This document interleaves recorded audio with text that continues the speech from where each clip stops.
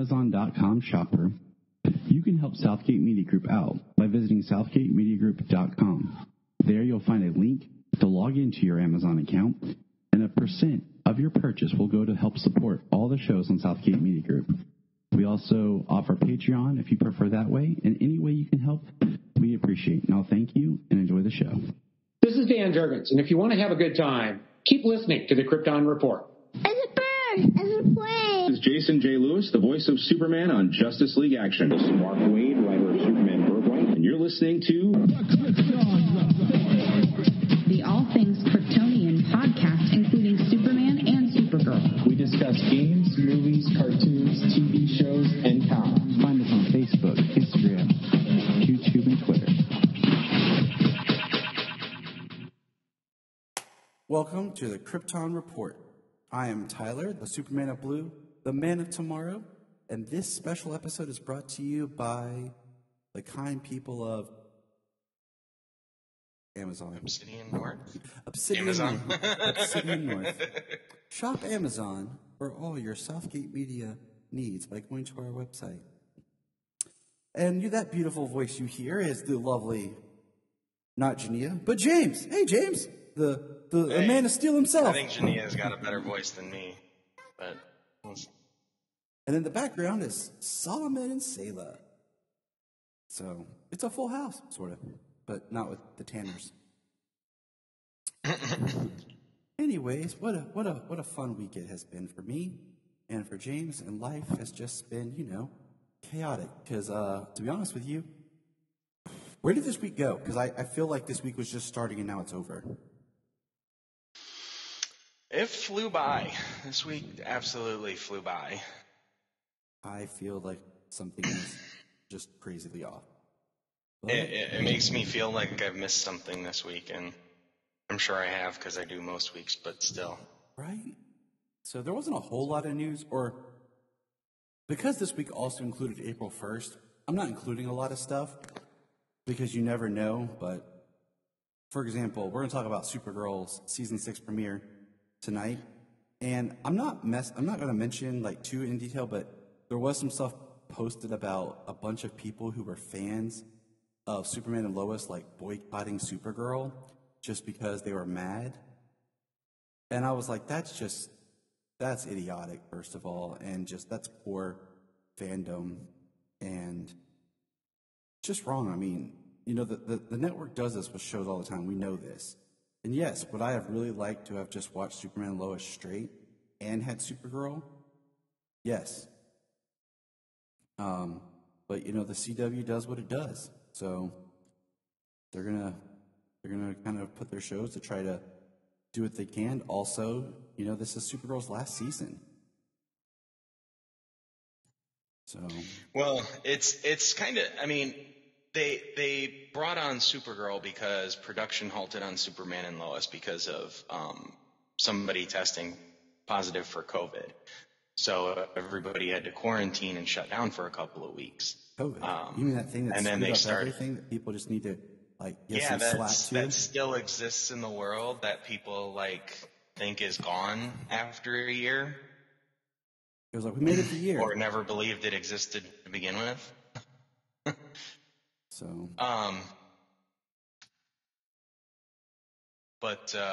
Yeah, so they shut down production for a little while. So in part, it's to give room for production's sake for both Supergirl and Superman and Lois. Supergirl's in the middle of production, and so is Superman and Lois. And it also just gives us continual content. It's like, seriously, people, would you rather just watch reruns, or they're trying to give us content at the same time so they can get out what they want, because everybody knows that this season has been off for everything. So, I mean, just relax, people. Yeah. And it fits closer to the model of what we've talked about having some programming year round, Yeah. Shorter seasons, year round programming, more focused stories. Yeah. So I don't know. I just get tired of I'm just tired of fan people hating on everything. you can't make anyone happy. And then if you are happy, there's something wrong with you, and you're wrong for being happy and enjoying something, no matter what it is. I mean, it's gotten out of hand. Like, yeah. I mean, I may be too easy to please, but that's because, that's partly because I don't go into something expecting something. I don't let, my expectations weigh down, like I didn't make this. My expectations have no bearing whatsoever on the product. Like, come on. When people's theories don't pan out in a show, they can boycott the show. mm-hmm. Or if they don't like a portrayal of well, you know what? I'm sure there's another portrayal you do like. Go watch that one then. There's no reason you have to always tear down and boycott this and cancel that. It's it's scary to say, but it hasn't even reached its peak yet, I'm sure. I mean, we should just be glad we're getting fandom so much. is Remember, absolutely. Remember when Smallville was the only show we had? Yeah. And remember how we would get excited that there'd be 2 comic book movies in 1 year? Right. And now we're getting 4 DC comic book movies next year, and probably about the same Marvel movie. Exactly. So from Marvel. Calm down, people. Calm down. So I'm tired of it. Anyways. So the other thing that happened, let me pull this up here, back to my notes, because that's what I do, is we got Zack Snyder sent out like the alternate take or alternate scene in the black and white gray version of the Joker doing the "We Live in a World" line. So that was something. Yeah, we live in a society. I like how I like how the flow of the conversation in that scene, that clip, works really good, because it's not just a "we live in society" line like it was taken from the trailer. I mean, like it has a purpose, going back to having the verbal sparring match that Batman and Joker are having in that moment. Mm-hmm. Just trying to push each other over the line. So that was something. And then the last thing that kind of popped out of nowhere was we got the second trailer for The Suicide Squad, and it was a more general audience trailer. And yeah, I liked it. Like, it was good. I mean, it showed a couple of scenes from the trailer that we already have, watched, but mostly it was new footage, and I thought that was pretty crazy. Considering we just got a trailer, but it makes sense. You would think there'd be like the red band and then the edited version of the red band. But no, it's a pretty new trailer. What'd you think? Yeah, I mean, I enjoyed it. They showed some of the scenes. They edited a couple of scenes down to make them PG. Voiceover edits, cut it off before it gets bad, that type of stuff. But Hi, James. I'm excited for the movie. Hello. I'm definitely excited for the movie. I'm glad to see some more from it. It looks pretty chaotic. It's edited specifically, I'm sure, to kind of make you confused at who's on what mission and who's doing what at what point in the movie. Mm-hmm. Yeah, we got to see some more. What's his face? Boomerang.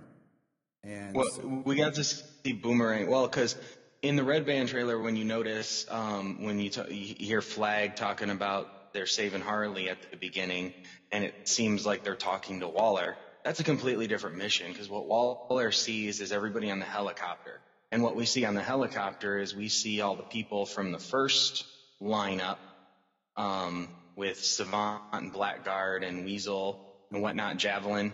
And you see Harley in that group of them as well. So like, you don't know who's on what team, who's going where, who's the second team coming in. Like, you just don't know. It's edited that way for a reason. Oh yeah. And I mean, I'm looking forward to it. And the fact that I'll just throw this out there that James Gunn is from, having been working with and for Marvel. We know that Marvel is really big on tampering and editing trailers to give appearances of one thing when that's really not what it is, just so that we as audience members don't figure things out.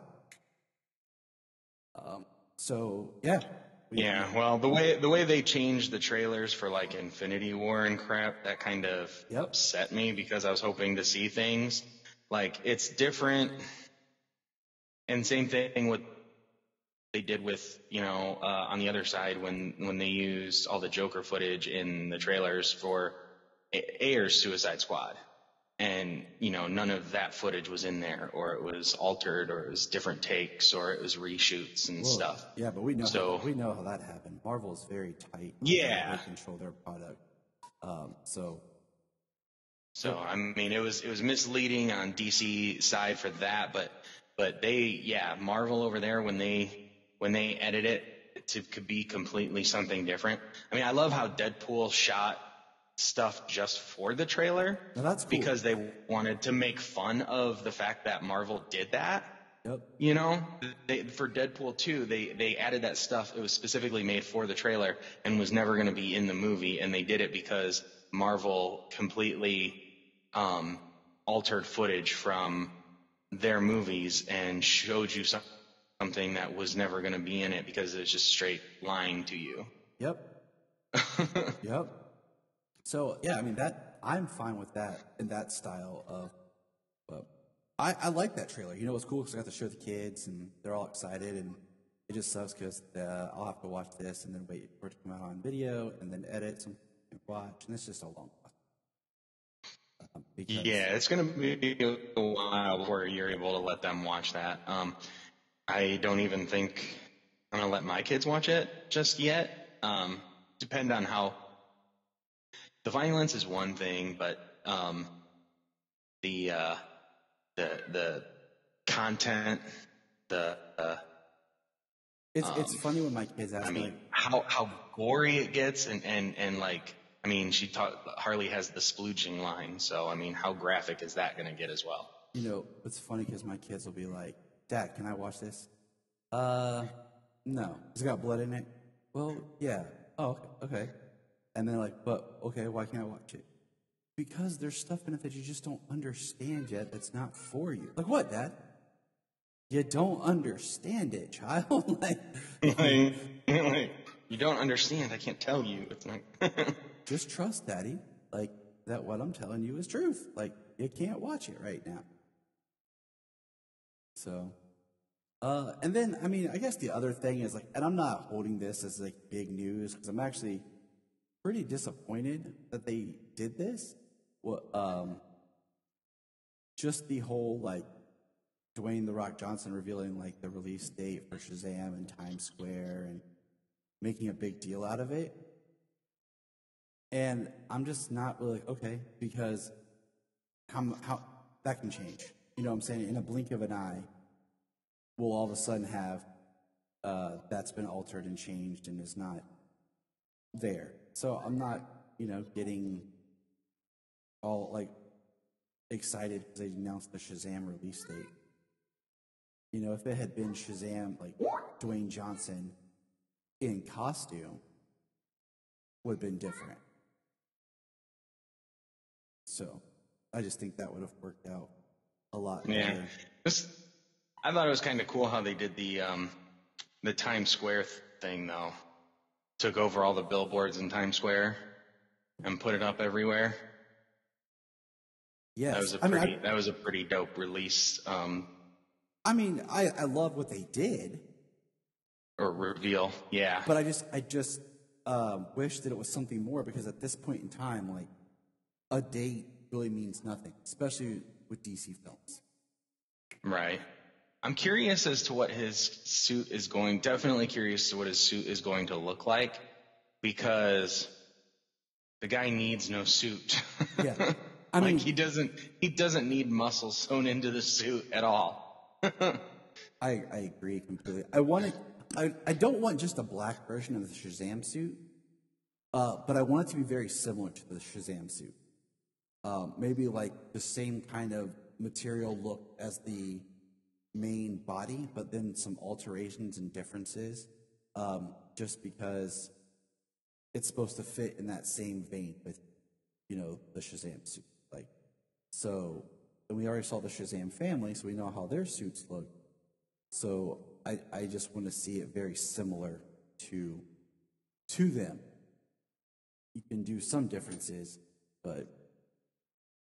and last, we just got confirmation that Stargirl Season 2 has wrapped filming and that it will premiere this summer, which is awesome that it's wrapped, Yeah, we knew it was premiering this summer, but I don't think we have a date yet. But I figured you. Yeah, to know that it's complete means, that we won't necessarily have to or need to get a break. Just like, we're sitting here talking about the Superman and Lois and Supergirl conundrum, you really won't have that because, ta-da! Yeah, it's all done. So if there's any break, it's because they choose to for some reason. Yeah. Let's see. Well, something else that's not DC related, but I'm excited about is The Witcher Season 2 wrapped filming in the UK on March 30th. So I'm really excited for that. Me too. It's so crazy to feel like The Witcher came out in 2019. Well, I guess it is DC related because Henry Cavill's Superman, so. Yes, he is. Let's see, what else? So I guess Black Lightning right now is at its mid-season. I didn't realize that until I looked it up. Batwoman's kind of at its mid-season right now. They introduced Black Mask, and this isn't like really spoilers or anything, but the episode felt really weird because now all of a sudden they're focusing on the Gotham police. And I've been saying all along, like, where's the GCPD? Yeah, right. And then Flash had an interesting episode. And one thing I really kind of sat back and thought as I've watched these shows is, people are complaining about the quality and stuff, and I get it. But at the same time, how much is that COVID impact? You can't have as long of hours or the proximity of the actors, how close they can be. You have to film stuff at certain angles and ways so that they don't, come in contact. Yeah. So I'm just like, okay, how much of what we're kind of complaining about is because of COVID and the rules of filming that go around that? Yeah. It's just a thought to throw Well, out it's just another thing to complain about, you know what I mean? It's another thing. People are complaining about everything. Back to what we were discussing about so many toxic fans all over the place. Yeah, I mean, it just gets to you after a while. But let's get into Supergirl here. Like, it's nice that she's back. Yeah. One thing before, we go, you talked about the GCPD over on Batwoman. It's funny because we talk about it. We've talked about it offline, but it's funny how we're talking about that and it reflects what they've gone into in Batman stories in the comics. Mm-hmm. Season 1 of Batgirl and what they're doing with Season 2 and the lack of GCPD and that type of stuff. Anyways, Supergirl. Supergirl's back. Season 6. So Season 6, this is just like I said about the Flash. To me, this episode is actually the end of Season 5. Absolutely. So whenever I go back and I'm watching each season, I will count this as the end of season. Yeah. Well, when you go back and you're able to binge it, you know what I mean? It'll feel more cohesive. as an end of season 5, not a beginning of season 6, because, I mean, jumping to the end, not spoiling it, but the way they end the episode is kind of how you can do TV, which they don't always do on shows anymore, leaving it at a cliffhanger when you know that you have another season coming. The CW, they prematurely order everything to a next season long before the season even airs, or long before the season's close to ending. So the fact that, they know that a season's coming, they could do more of that, leaving off on a cliffhanger to bring you back for the next season. Which is nice, just because I think earlier they don't do TV that much anymore.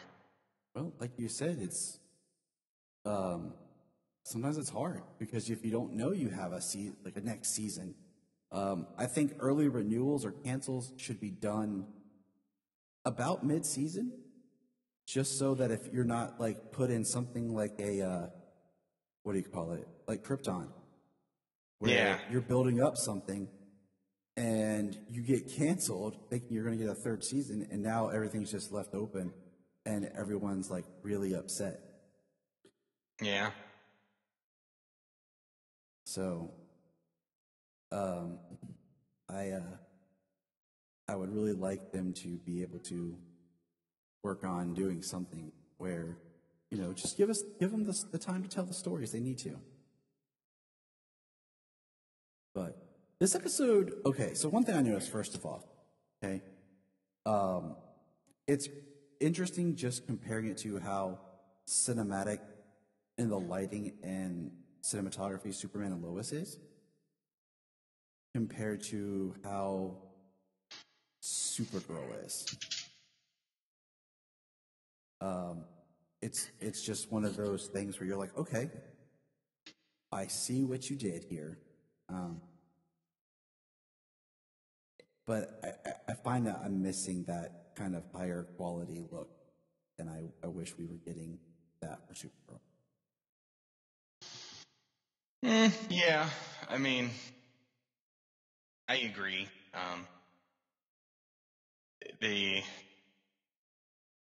Supergirl's a lot brighter, more colorful.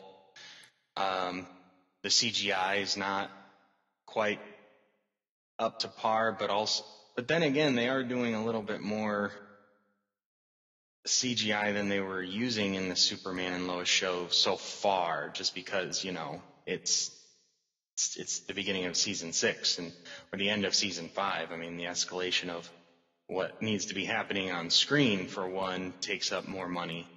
Because so the quality goes down a tad when you have to generate more. Yeah, I mean, because this episode, like we said, is the beginning. Basically, this would have been your cliffhanger finale for last season. And it didn't happen. So, and, we all know why. So I'll roll with it. I ain't upset, whatever.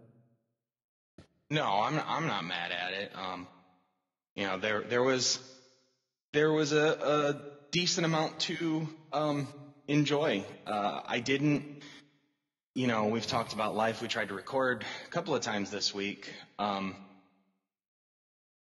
Luckily, we just kind of get it when we can. Yeah, it's life. But with Life, I haven't gotten a chance to watch the, quote unquote final episode of last season. So that way I'm caught up on what's happening. I have a general idea of what's going on, but,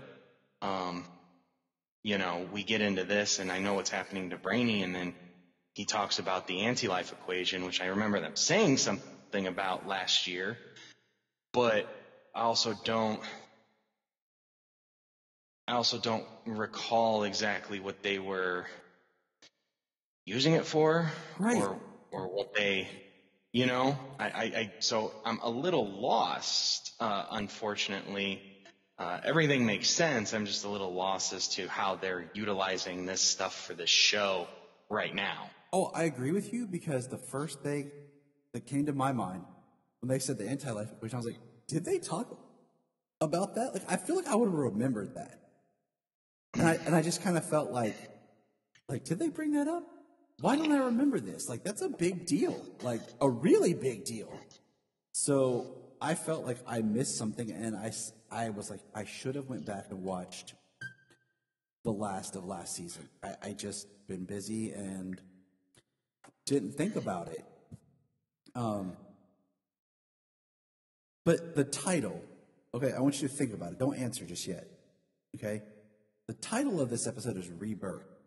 Think about what you think that means, and we'll get back to it after we discuss the episode. Okay? Because this starts off with Brainiac's dying, Mia's, working to save him.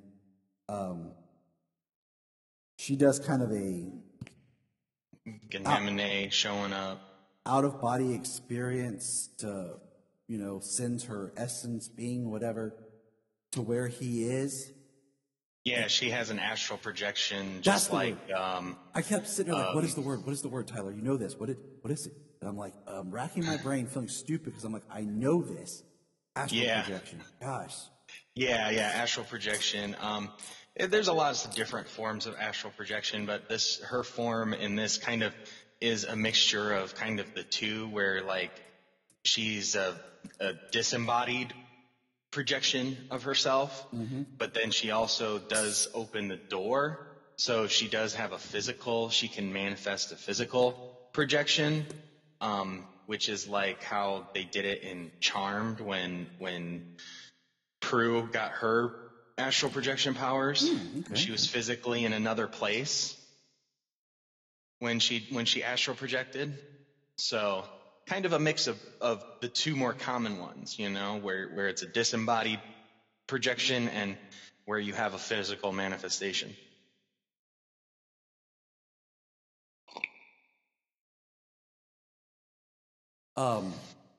I liked it, and I was just like, okay, like this is cooking. Like, we got that right at the start. I totally felt like I should have watched because, we have the techno ladies, oh my god, looking like the Superman 3. We had the anti-life equation. Right.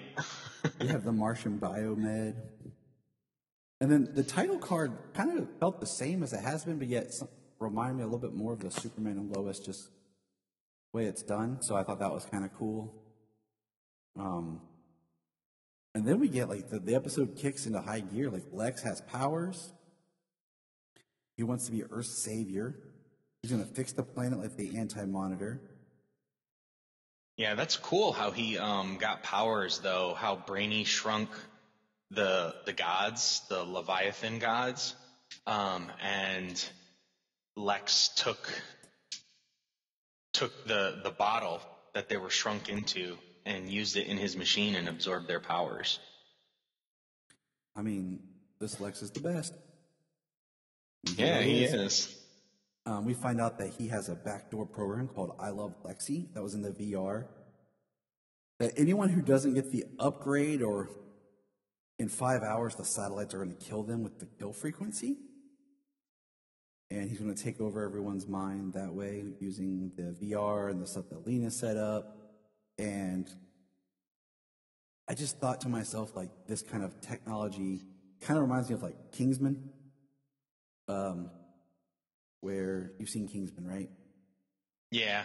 Where they like they have once. I've seen it once. What? Dude, I love Matthew Vaughn's directing.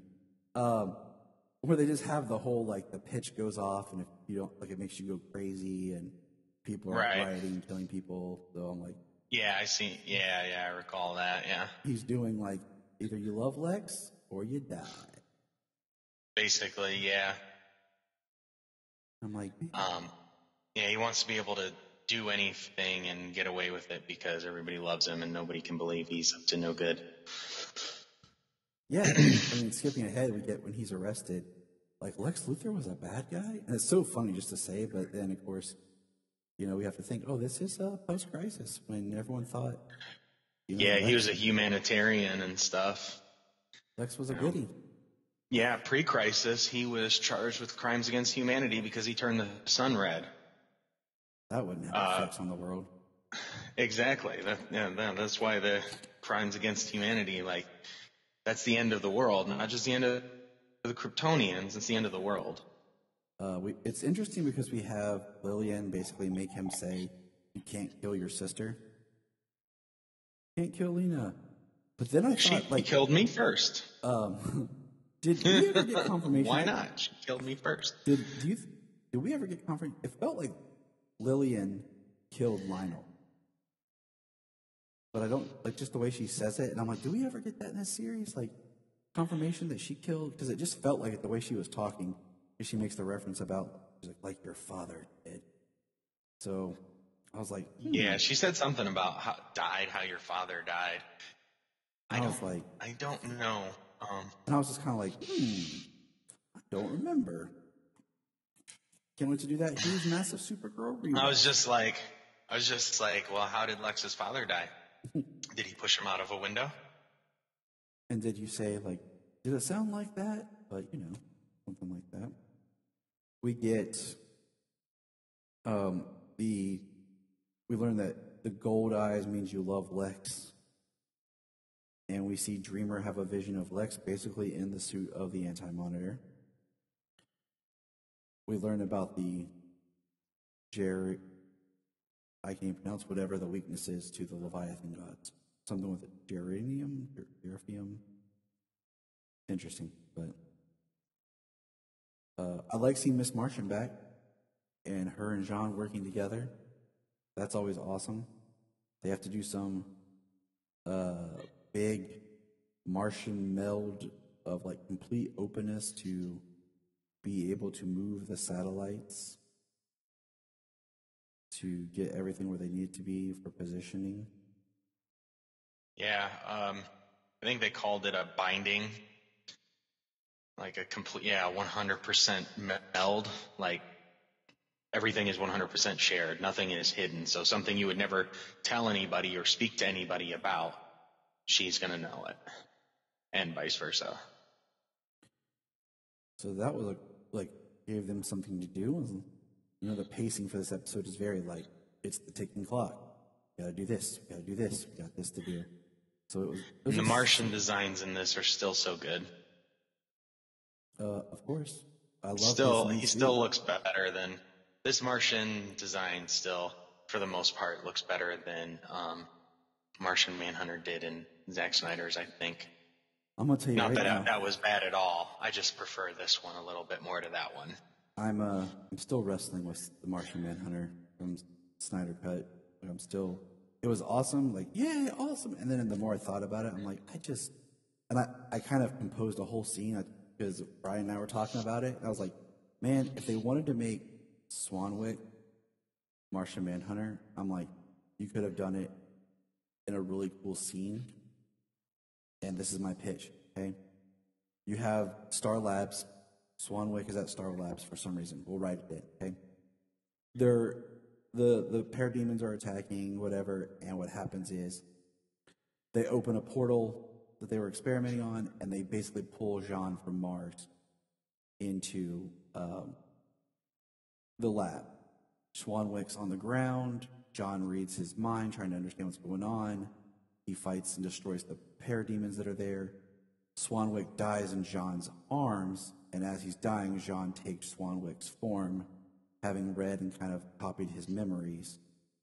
So now we have Swanwick / Harry Lennox as Martian Manhunter without trying to retcon 2 movies previous, and give us a scene that was a great Martha and Lois moment that kind of gets undercut, and at the same time you're like, Swanwick could have done some of the similar dialogue. So I was thinking it's just kind of rolled with, like, I was thinking back. I was thinking the undercutting thing, like, what if he had that same conversation as both Martha and Lois with Lois and Martha? You know what I mean? Like another scene where, so that way he has the perspective from both sides, has the conversation, helps them both out. That would have been really cool. But that's just Martian Manhunter discussion, because he's a big part of this show, and I like his suit a lot. We learned that Lena uses Myriad, and Supergirl trusts her. Supergirl is going to risk herself and sacrifice. Andrea, is being blamed by her father, and she misses basically like selling her soul for the company, and it's going to go bankrupt. Yeah, sold her soul to Leviathan for it. Yeah. We get a great Kara and Lena scene inside the fortress. Alex borrows the teleport watch, which I thought was cool. Because we got really great scenes with people like Alex and Kara. There's a lot of good scenes. With like you said, Alex and Kara. Raina and Lena.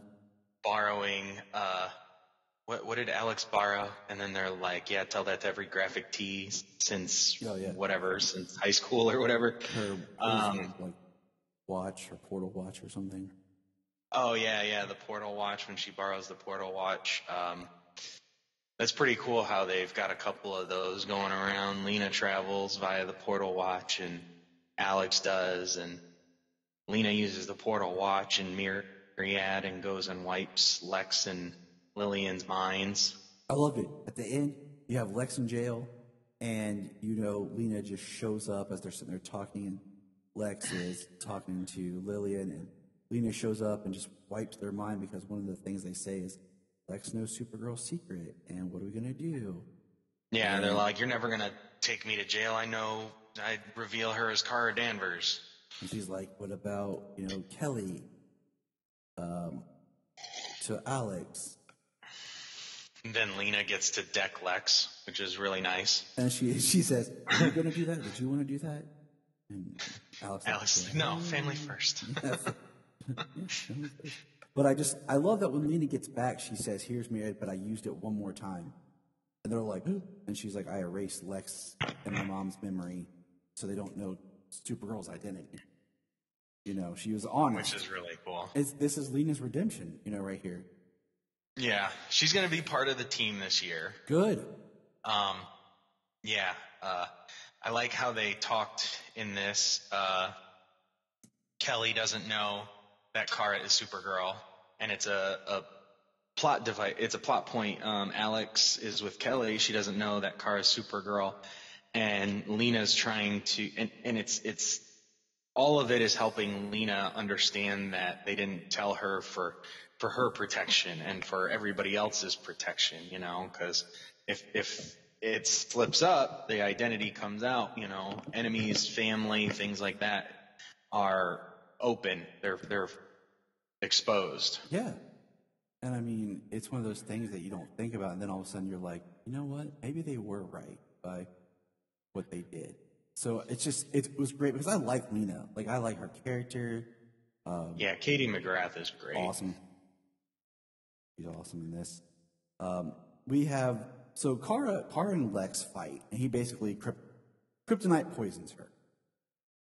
And then as soon as we get a really cool scene of just Kryptonian words coming up, and it basically says that Project Lexi has been stopped and destroyed by Lena.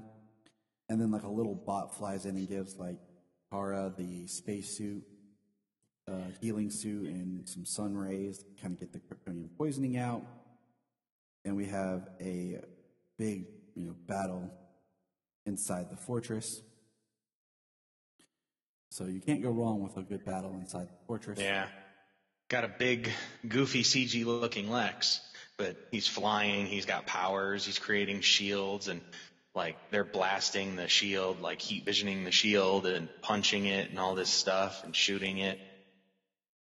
Which, yeah, they're, I get it. Sometimes you just gotta let things go. The budget is what it is, Absolutely. It's a show. It's fake. It's a show. It's what you're expecting. To get these shots flying in the air and the camera rotating around the people and things like that. It's not like they have the budget that Zack Snyder did and had the green screen and the rotating cameras on the tracks, multiple shots, and you can just create the entire world. Exactly. Lighten up, people. I know. We got Lex singing "We Are the Champions" in the fortress, playing with stuff before Kara stands up to him as her, repaired self. Yeah, everybody comes in. McGann, John, Dreamer, Alex, Lena, and Supergirl in her spacesuit. And Lex grabs the Phantom Zone projector, and Alex goes to stop him and accidentally shoots the Phantom Zone projector as Lex hits it and sends Kara to the Phantom. So that's where Kara is right now. As this ends, she's in the Phantom Zone. They don't know where because the thing was damaged. They don't have the coordinates to where she was sent, the Phantom Zone. This could help explain why she hasn't been seen or anything on Superman and Lois, but at the same time, there's not even been dialogue on that show about Cousin Kara. Yeah. It's a little bothersome, but whatever. Moving on. It was nice to see Otis back. Just that I totally forgot he was back. I saw him. I was like, oh yeah. Yeah, I was like, what happened to him last? I can't remember last time I saw Otis. We find that William Day publishes his article for Catco on Lex as a villain, and he wants to give Kara the byline, but Kara's gone. She got a scoop with Cat and is gone. And William's a little upset because Kara didn't tell him. Nah. Andrea, she uses her powers and she goes to her dad's office and uses his computer to buy up all her shares of Obsidian. So he's saddled with the whole bankruptcy and everything of Obsidian North, and she reinvests into Catco. I was trying to figure out what all happened because right as that scene had started, I saw her teleport into her father's house, and then Sayla yelled for me, and I just jumped up to help her, and then I missed the next beat, and then later she says, my father got my shares, and I was like, okay. And then I didn't think Yeah, she got on his it. computers, and it was buy Obsidian or something like that on the display. And I think she said, I'm sorry, Dad, or something, and then it cut. And then next thing you see is she's talking about Catco and that it's her father's problem, Obsidian, because before everything was, just like last night or something, he bought all the shares. So you know that she did that to him. He's old, whatever. Right? And he seems like a pretty terrible father. Yeah. So he's old. Too bad. Haha. Anyways. We get a good scene between Brainy and Lena. Mm-hmm. They're working in Lena's lab. It was good stuff of just everyone kind of getting their moment together to kind of help just build up where the team is going to go and be for the next year. Right. With Lena being it's nice to see the really intelligent people, the scientific people like Lena and Brainy working together, but also that this is they're both working on redemption because Brainy was working with Lex last season, and he confessed what he was doing. He's what he was doing and why. Thinking he could be close, and right when the time was right, he could stop Lex. Yeah. That's not. And Brainy admires the keystrokes that went into creating I Love Lexi, the programming keystrokes, and it was Lena's work that Lex used for his own game. Mm-hmm. So Lena created it. He just altered it. Mm-hmm. So they had a really good, because I've enjoyed Jesse Rath more since he got rid of the inhibitors. Yes. Kind of went from that goofy one to more of a stable character, experiencing his emotions and things. I agree. So he's done a lot better the last season, and in this episode, especially his scene with Katie. Katie is really good. So the last big thing that happened is there's two kind of last big things that happened. One is Alex gets basically a code name, and it's kind of a Martian hero that Jean tells her the story of as Sentinel. And he shows her, like, this was her symbol, now it is yours. And he puts her thing, like, with the quote-unquote Justice League. That little thing they had made that, you know, they're never going to use because, you know, everybody's basically gone. Right. And then the last thing is we see Kara basically laying in the phantom zone with, like, I guess phantoms coming around her. Yeah. Phantoms, wraiths, something like that. And that is the end of the episode. So, James, I ask you, what do you think it meant by rebirth? Oh, geez. So I don't know. I don't either. I mean, my biggest stretch is like Lena. I would see next episode being maybe rebirth or something when they get her out. Right. That's what I would think. You know, kind of back to when the Flash escaped the Speed Force, where he was like Speed Force prison, and it was called Rebirth. But this one's called Rebirth, and the only thing I think of is something with maybe Lena, because she seems to be the character that kind of changed her position. Lena and Brainy, kind of. So, but I just feel like when you say that term in comics, like, it's a big for DC comics. You don't just flatly throw around Rebirth. Yeah. Well, with this, when you kind of look at it, I mean, you got Lena changing position, you got Brainy, you know, coming to terms with what he did and has to move forward, and then you've also got Andrea changing kind of her position, what she was doing last season and what she's investing in going forward.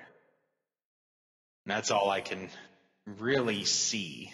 Right. That I can recall. Oh, that really makes sense. So that is this episode of Supergirl. I enjoyed it. It was good to see her back. It was good to have fun. It just kind of felt good to be back in her world, and this episode was just, I mean, it's probably the best of the returning show's premiere. Yeah. I would say so. Out of the 4 shows that have returned, it's the best one's premiere. I can only say out of 2 that I've seen. Out of the 2 that I've seen, I agree. I agree it's better. Which Batwoman is the other one that I saw season return. Supergirl's was better.